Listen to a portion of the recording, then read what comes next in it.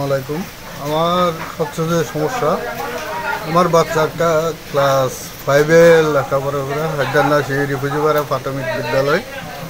তো গতকালকে একজন মাস্টার আমার বাচ্চা নাকি 2 দিন স্কুলে যায় নাই। কেন যায় নাই সেটা মাস্টারকে বলছে যে আমার মায়ের অসুখ ছিল, আমি তাই স্কুলে আসতে পারিনি।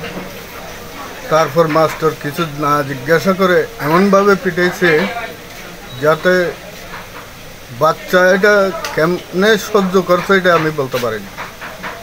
বাচ্চাটাতে কেমনেভাবে সহ্য করছে মায়েরগুলো আমি নিজেও বলতে পারি। আমি দেখি তো হতবাক। আমার জীবনে মানে এটাই ফার্স্ট মনে হয় আমার বাচ্চাকে এরকম করে কেউ পিটাইছে।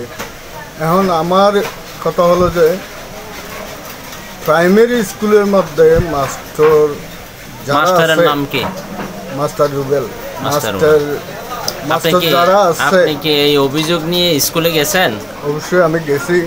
এরা বলতেছে, হেডমাস্টার বলছে যে ভাই হলে এটা আমাদের ভুল, আমরা তদারকি করতে পারি নাই এরকম।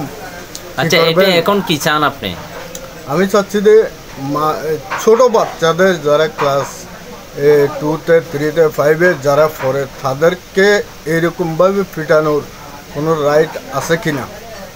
আমি প্রশাসন থেকে এটা চাচ্ছি যে মানে এটার রাইট আছে, কতটুকু আছে এটা আমার জানতে ইচ্ছা করে। আপনি প্রশাসনের কাছে এটার বিচার চাচ্ছেন?